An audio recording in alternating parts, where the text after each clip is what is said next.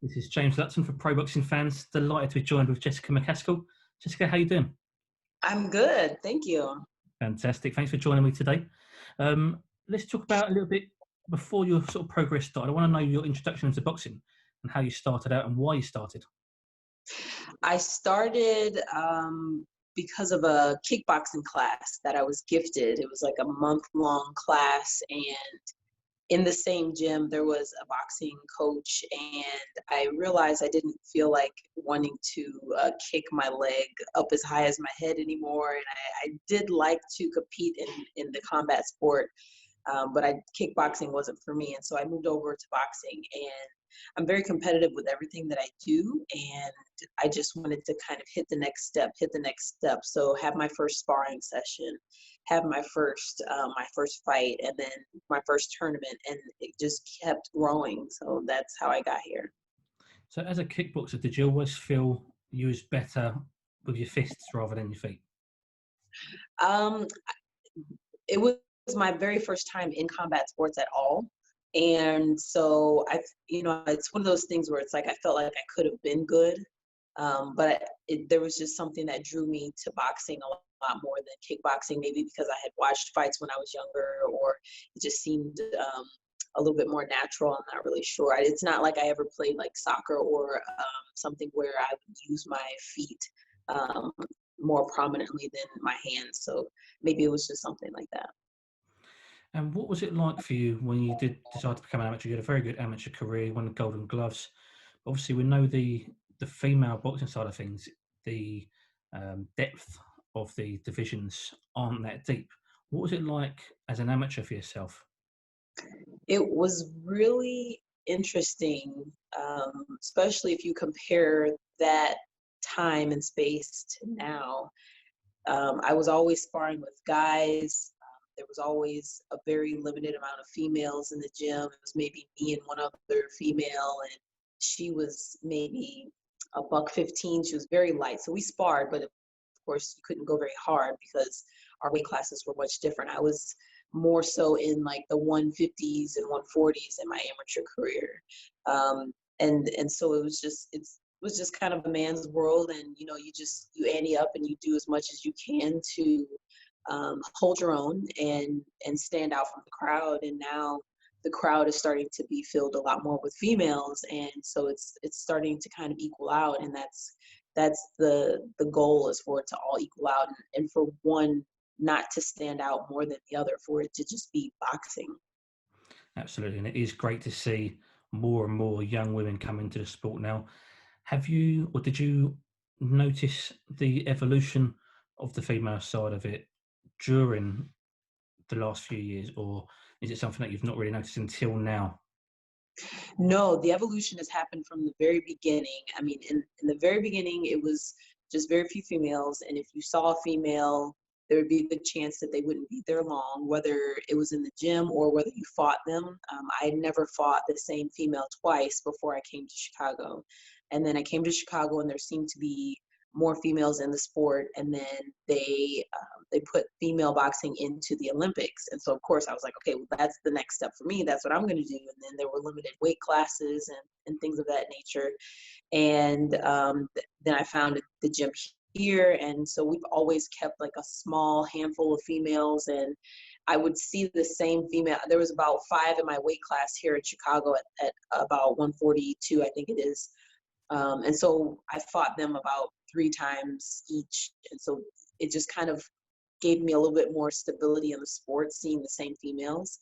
And then, you just start seeing more and more professionals and more female fights on each card. And so I've seen the evolution from the beginning of my career. Seeing the evolution of the female side of the sport, did that give you any added incentive or motivation to continue pursuing what you wanted to do? It more so gave me motivation to continue to do my best to change it, to encourage more females to fight and to be consistent, so that they go from amateur to pro, to make sure just that there's that open door for females to continue to be there. So I've tried to do my best to keep the gym full of the female fighters and to encourage them and give them whatever help they need, just to change the history myself. It's one of those things where a lot of different key females in different places just have to take it into their own hands, and then those females take it into their own hands, and that's how we're going to grow this.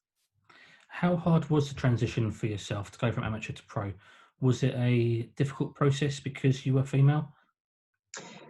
Um, the only difficulty I would say there was is that when it comes to men, there's so many male boxers, and so if someone drops out of a fight, there's a really good chance that they're going to have a backup for them. And in the female world, that's very less likely that that's going to happen. So the transition, we knew it was time. I think I knocked the last girl that I fought, I knocked her out in like 30 seconds, something like that. Fight was over, and that's when we saw the change in another change in my body type. I feel like I have a change in my body type about every year. You know, there's different things that just develop differently through the strength and conditioning and the way that we train. But we knew it was time. It was very, very obvious. And then when we got the first fight, my very first fight didn't happen. I'm not sure exactly what happened, whether the girl just pulled out last minute, but you know, I was ready, I made weight. And so the second fight that I had was actually my first fight, you know, so that's the only difference that I would see in female boxing and male boxing is just the number. That's all. As we're talking about the evolution of the female side of sport, what's your opinions on the 2 minute rounds and the 3 minute rounds? 2 minutes, 3 minutes. You know, there's a lot of people that will say that, you know, we should all be on the same page and do 3 minute rounds, and then there's doctors that say that that's not safe. And so I would most likely just go with whatever health professionals are saying. I'm not a health professional. I can't make that call. We do spar with 3 minute rounds, 30-second rests here where I train. I do spar with men. So there's a lot of different things that we do during training compared to what we do on the professional level of the actual sport. If the doctors come back and say, hey, we've done this research and it's perfectly okay for females to fight at 3 minute rounds, we'll be ready. We are ready right now. But it is about the longevity of the sport and making sure that everybody is safe and making sure that everybody is able to walk out of the ring, because that does not always happen, and that should be the first priority. Absolutely.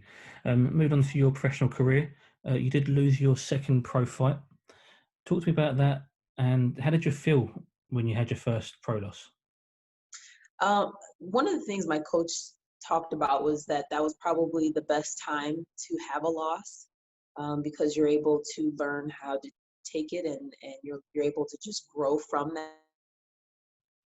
And with it being so early on in my career, it didn't have any extreme damage. So you know, it was just a chance. I mean, the fight was, it was a great fight.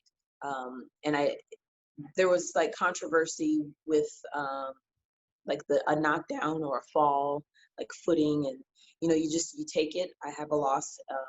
I have 2 losses on my record, and that was one of them. And it's just a point in where you have an opportunity to grow a little bit more. Do you feel that's where maybe the lack of depth in the divisions may play an advantage for yourself? Where? So, as in, so you suffered a loss, yet just a few fights later, you're fighting for a world title.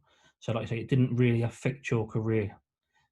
I think a lot of that has to do with my management, Rick Ramos' management. He's able to keep everything on the up and up. He's able to put me in a position where it's not going to be, you know, a loss either way. You know, like the Katie Taylor fight, my career skyrocketed after that, and that was a loss. It was buzzing from beginning to the end when she started out by saying that nobody wanted to fight her, and we were like, we got passports, we'll meet you out on Mars if we have to, we will fight you, all the way to the end where there was controversy about the scoring and different things like that. So it's all about, you know, making sure you have a game plan before you step into the game plan, and then making sure that you're executing and the whole team is on the same page. You mentioned the Katie Taylor fight, your profile and your stock had risen after a loss. What's that feel like? being able to overcome something like that. Mm, I think it's a lot of it's just part of my job. And so it's just kind of like you feel like you've won like a mini success there, making sure that you don't get thrown off to the side and forgotten. There's a lot of work that goes into being a face for the people and being in front of the cameras and in front of people's eyes and making sure that you're not, disappearing, even if you do have a loss. So we stay very engaged with the community and our network and the boxing fans, and just being able to, I wouldn't even really say bounce back, because like I said, it wasn't, a horrible thing to have lost that fight. My first world title attempt at, I think I had maybe like 7 fights or something like that, and against someone who had, hundreds of amateur fights, and I had about definitely less than 30. It was a win-win situation, and that shows by where we're at today. absolutely. What was the whole experience like? Obviously, the fight was essentially made over social media. Come over to London to York Hall. What was the whole everything about that fight like? um, I sometimes I forget that that's how the fight was made, over social media and tweeting and things like that. And we try our best to always be as respectful as possible. But when things are said like nobody wants to fight me, and we're out here pushing and training every day and looking for fights, and that's when things just have to be answered. And so that was what we did. We made calls, and we reached out, and my coach put his phone number out there, and things like that. And there's a lot of people that take that for, well, let's just talk bad about the other person, or let's um, threaten people, or those kind of things, to where it's like, okay, like the trash talk is just something just totally different than making sure that your name is out there. There's different things that you can do when you communicate, and we try to be respectful, and like I said before, just try to be out there so that the fans can see that we are working. But the experience was good. We were taken care of pretty much the whole time. um, there weren't really any issues, and it was nice to travel with the team. So we would do that again, definitely, for sure. You mentioned earlier, after your second fight, your first pro loss, about the good management. Now, the Katie Taylor loss, again, good management. Your next fight, world title fight, and a victory.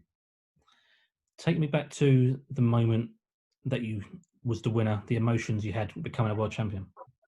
Oh my gosh, there was so much that went into that, because we hadn't fought since the Katie Taylor fight, which was December of the year before.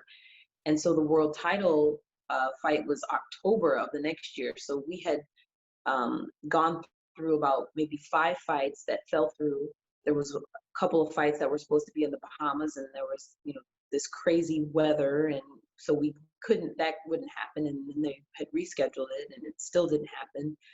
We were trying to get on different cards where other people were dropping out, and none of those happened. So it was a really, long period of just being patient and waiting and training without anything in sight. It's easy to say, okay, I'm going to study for this test that I have next week. But if the teacher says, hey, you have a test coming up, I'm not going to tell you when, you just have to be prepared. And so you're studying every day, training every day. It's without a goal in sight, it can be mentally draining or physically draining, emotionally draining. And so that was my time to really hone in and focus and be able to just get structure with myself and organize myself, so that nothing can break down the things that we had built up. So the moment of being, crowned world title, WBC 140, was amazing. We were in Chicago. I had so many fans in the stands. My mom snuck in town, and I didn't even know she was there until we made the walk from the ring back to the locker room, and she like popped out of the crowd, and I was a big ball of emotions then. So I just wanted to bring it to Chicago for the fans, for my team. They work just as hard as I do. So it was very rewarding. You said about studying for a big test coming up. That's certainly Mhm. what you have got next, a big test. Cecilia Bracca. Talked about her 36 and 0. They talk of her as being one of the pound for pound best women fighters currently. Talk to me first of all about her pros and cons, in your opinion. Her pros and cons. Well, she has experience, and that can be, looked at in multiple different ways because she has experience with, older style fighters, fighters from many years back, and there's a new breed coming in. So is she ready for that new breed? I don't know. I don't really study her a lot. I don't really look at tape. My team looks at tape, and they prepare me for what I need to do. And my job is to make sure that I'm 100% in all of my aspects, whether it be diet or strength and conditioning or my cardio or my punch count, whatever it is. My job is to make sure I'm at my best. And every fight that I've had for a while now, I'm in the best shape of my life. And the next fight that I have, the way that we train and the way that we push our levels to the next level, I'll be in the best shape of my life. So she has experience. Um, I would say she has, she's well known enough to have a lot of people on her side, a lot of fans, and a lot of people pulling for it. Sometimes you need the fans to push you through. We're probably going to be fighting with no crowd. So, if she's one to pull from the push of the fans, then she's going to be a little out of luck. And, I'm looking forward to whatever the circumstance may be, whether it is no crowd or whether we're able to have some people in there. So, she's got some pros and cons. I don't really know how they're preparing for this fight. I don't know if I'm one to be able to prepare for it. I feel like I translate poorly over video. I don't feel like my speed or my power translates visually over a screen. So I think she's been in Big Bear for a long while because our fight was supposed to be April 17th, and it's been pushed back. And so I feel like that may have been possibly draining on her. And so we'll just have to see how she comes to the table. During the lockdown, well, since the lockdown period, boxing has come back slowly but surely, but we have seen some upsets with the bookmakers. Josh Franco beating Andrew Maloney and Mike Planier beating Josh Greer Jr. Is now the best time for you to fight CECILIA Braakhus? I think not for the same reasons as some of those fights have gone, down the drain. I feel like a lot of people were not prepared and not ready, and that's why they got their loss. I think this is the best time for me to fight CECILIA because we got extra time. We got extra time to train. We never stopped training. We didn't, before the fight was announced, we were training. After the fight was announced, we were training. When we went into quarantine, we were still training today. I've already had one workout. I'm going to go into a second one here in about an hour or so, and then I'll have another one later in the evening. So as far as training and being prepared, that's not something that we have to worry about, but we did get a little extra time. So I think that's what's going to push us over the top. On the flip side of that, is there a potential danger of overtraining for the pair of you? Like I say, she's in Big Bear, high altitude over there. Is there the danger of that potentially? On my side, the way that we operate, I have a lot of people looking at me and watching me throughout our training, and so they know when I've hit a peak and when I need to backpedal a little bit, and then we ramp it back up again. And I know she's not. I don't know if she's with her team constantly. I know her coach was in and out, and she didn't really have a lot of people around her. So I don't know who's helping her to keep things in check, and she might not need anybody. But I have a team that's very well knit and very close to where everybody's watching everybody, and everybody's putting in their professional input where they should be to make sure that on a daily basis I'm at my best and I'm staying healthy and doing things properly. Absolutely. Obviously, it's not the first time you've worked with Eddie Hearn. Obviously, the Katie Taylor fight a while ago there as well. What's it like to work with Eddie Hearn and Matchroom? Eddie Hearn is pretty to the point, and we're the same. If we're doing business, have a conversation. What do you want? We want to fight. We want to when we had a conversation about the October fight, and this was before it was Eric Farias, and this was before it was a WBC world title fight. He was in Chicago. We had a conversation. What do you guys want? We want to fight. We're not going to be picky. We'll take 10 rounds, 8 rounds if that's better for the schedule, kind of, whatever you need. But we do want to fight, and we'll be prepared for whatever you give us. We spoke about a name, said that, took it right away, no hesitation. A lot of people are back and forth about a lot of things, about they don't know what they want. And then when an offer comes to the table, they kind of hem and haw about it, and they're not sure. We know who we want to fight. We know who we're looking at after this, not to look past this fight at all. But, there's a game plan. And my coach, my manager, Rick Ramos, he's ready for any outcome, and the next steps, he's got it planned. Fantastic. And very finally, is there a message for the fans or for Cecilia from yourself at all? For the fans, thank you so much. Thank you for logging into YouTube and watching the No Days Off series. We've been doing a series. We wanted to give fans something to watch because the fight wasn't happening April 17th. So we had our premiere of our docu-series, No Days Off, and it's just a behind-the-look scenes of what we do in the gym and how we operate and the other fighters in the gym. So we have a couple more episodes coming before August 15th, and then we're going to be closing the doors for training. But thank you to everyone who watched live with us, who's commented. Thank you for everyone who's been, in our inboxes and commenting on our Instagram, Facebook, all of our social media. And make sure you get DAZN. That's where the fight's going to be. You can download it on your phone. You can look at it on your smart TV or your computer. And I'll just be looking out for everybody's comments and love. Absolutely fantastic. Jessica, thank you for joining us today and joining Pro Boxing Fans. We appreciate it. Thank you so much for having me.